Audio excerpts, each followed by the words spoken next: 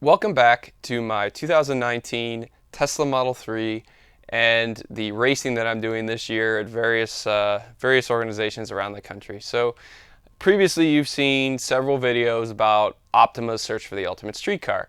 Well, this past weekend I actually had an opportunity to take the car up to UMI's Motorsports Park, which is in Clearfield, Pennsylvania. This was an invite-only, autocross-only event. It featured, I think invites went out to about 100 people, 70 people were able to make it. This is an event comprised of some of the best autocrossers around the country, some of the best autocross cars around the country. There were also pro touring guys there, there were time trial guys there from Grid Life. Just a really diverse group of cars, really diverse group of drivers, but everybody either had a lot of success in their own series that they ran in, or they won their way into the event. So this was invite only, and I have to say that for an organization to put on an event like this and have it be as successful as it was is just incredible. And let alone that UMI did this with no previous experience hosting events like this at a facility that's, they basically have been redoing this facility in the last few years. This could not have gone better. And that's not just because it was the first time they did it. This was an incredible event regardless of the organization. So what exactly was this event? Well, the culmination was a 32 car shootout Saturday night under the lights, winner take all. There was a $10,000 prize, which is just unheard of in any sort of autocross competition, really any sort of motorsports competition outside of big televised events. And to qualify for that shootout, you had to qualify on two different courses, Friday and Saturday. So Friday's course was one autocross course, Saturday was a slightly adjusted autocross course, and then Saturday night was a third course, but that was only used for the shootout. So we were going on a course that we hadn't driven yet for the shootout, which was pretty interesting. So looking back at how the Tesla did, Friday, I was running on Bridgestones all around. That's my usual tire of choice. I think I ended up finishing 9th out of the 70 or so drivers on Friday. This event is a bit unique. The event does allow the Kumho V720 ACR, which is a specific Kumho V720 for the Viper. It's different than the rest of the V720 line, and it's generally regarded as a cheater 200 treadwear tire because it performs more like a race slick. So that was in play at this event. Having said that, for Saturday, or for Friday at least, I was able to compete reasonably well on the Bridgestones, and there were a lot of digs that helped this car capitalize on its advantage. So moving into Saturday, I actually was talking with Sam Strano from Strano Parts, one of my go-to guys for every part that I need, and he actually had a set of Kumhos sitting in his shop, which was only about an hour away, that he couldn't use because the OD difference between the front and the rear on the Corvette was too much and was throwing the computers into all sorts of lights basically, so he couldn't use them. So we went to his shop. I didn't think that they were going to fit because they're 295/25 R19s versus the 275s that I were running. They mounted, which was great, and then they fit, which was great, and then we took it for a drive, and the Tesla did not care. So we ran these, he only had two, because they were intended for the front of the Corvette, so we ran them on the front, and I kept the Bridgestones on the back, so there was a huge OD stagger front to rear, but I really wanted to get these tires a try because I figured that I was going to need them if I wanted to make it into the shootout and do well.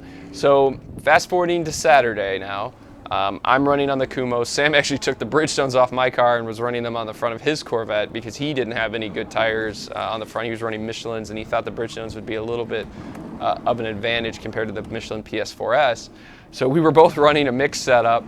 He was running Kumhos on the back and Bridgestones on the front. I'm running Kumhos on the front, Bridgestones on the back. Overall, at least for the competition runs on Saturday, it really wasn't much of an advantage. At least I didn't feel like it was. It seemed like maybe a little more grip in the corners, maybe a little less response in transitions. And ultimately, I think that was down to heat. So it was a cooler day up at the track. I think we were seeing somewhere around like 70 degrees, overcast, breeze. And I forgot my tire blankets, which was my error. but also I have no way to keep engine heat in the car because there is no engine. So some of the guys were wrapping their cars with insulation, like kind of aluminum looking insulation. I've seen that before. It's great for keeping all the exhaust heat and all the brake heat and engine heat underneath the car and keeping the tires warm. Really doesn't work on this because there's no engine. So I didn't really have anything, and I think that's why I wasn't that impressed with the Kumos initially. But I was able to get, I think, 10th or 11th overall on Saturday. And then combined between Friday and Saturday, my finishing position was 10th. So I qualified 10th for the shootout. I got the first round. I think I had a pretty good margin on the person I was competing against because they kind of seeded first versus 32, second versus 31, and I didn't have a lot of difficulty getting through the first round. Second round I had a bye. Third and fourth round I actually got super lucky. So the guys that I was competing against hit cones. So that both of them were faster than me. One was Sam and one was Ryan Finch. And I got by them based on conservative times on my part, not intentionally, but they hit cones, which allowed me to move through. So I made it to the finals with the Tesla, which was not what I expected because I was 10th on fastest time overall, so I didn't expect to make it that far. The guy I was up against actually had some of the fastest times, if not the fastest times, during the competition. So I was really in an uphill battle. He was basically running 1.8 seconds faster than me on the course. And I think a lot of it was that my tires were not getting up to temperature. Now it was later in the day. It was night, basically. Probably 55, 60 degrees outside. No sunlight to keep the tires warm. But once I knocked out Sam, and before that, when I knocked out Ryan Finch, the runs were pretty quick, back to back. And then when I knocked out Sam, I was able to take his tire blankets, throw them on the car. So when I went out for my last run, the finale run, I had what I think are pretty ideal tires, at least more ideal than they were. So I went out, and unfortunately, after beating two people who hit cones, I hit a cone. But I knew it, and I went as fast as I could through the rest of the course because I was pretty upset with myself, and I figured nothing to lose here.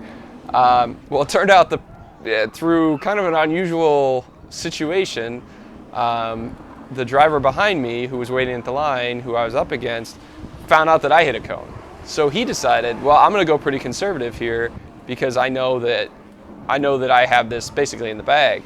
Well, it turned out that he went very slow, and I went very fast. I dropped 1.4 seconds off my previous time. He actually added about 2 seconds to his time. We ended up 8 thousandths apart. So that was 8 thousandths with my cone penalty. I think that actually hitting the cone made it way closer than it would have been otherwise. But unfortunately, it was 8 thousandths the wrong way. So I finished second, and Jeremy Swenson finished first. The car was incredible. He was running strong all weekend. I think he ultimately deserved the win. I wasn't running nearly the times that he was. But still, 8 thousandths of a second, hitting a cone, it hurts a little bit. So overall, though, I got to say the Tesla did great. This group was dedicated race cars, some of the best autocrossers in the country. A lot different than some of the crowds that are at Optima, because some of these were not street cars; these were dedicated race cars. You don't really get that at Optima. So and also the first time on the Kumos. So I was very happy with the car, very happy again with the suspension from Mountain Pass, and I was pretty happy to finish second. Would have definitely liked first given the prize, but overall it was a great event. And I can't say enough to UMI for putting on this event. UMI Motorsports Park did an amazing job.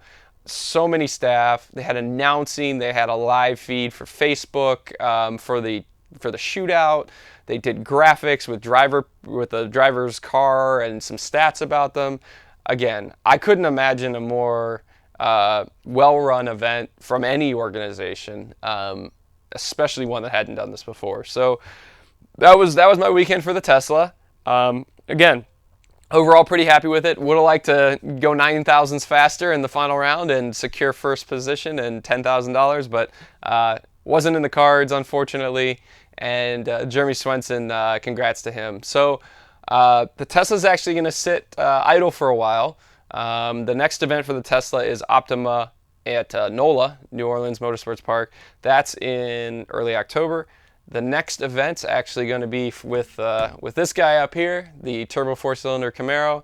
That's going to be Nationals. So I'm taking that car out to Nationals to run it in KMC. It's a little underprepared. I haven't really dialed in the suspension, but I've been going to Nationals for several years, and after kind of being on the fence about going out this year, I decided I would go, bring the Camaro. That's only because the Tesla doesn't have anywhere to run. SCCA is kind of afraid of the Tesla, and unfortunately I don't think I'm doing a lot to calm their fears.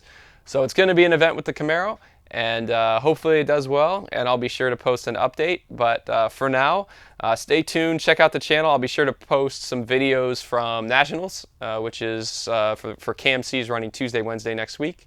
But otherwise, check back, and hopefully we'll have some more on the Camaro and more on the Tesla soon.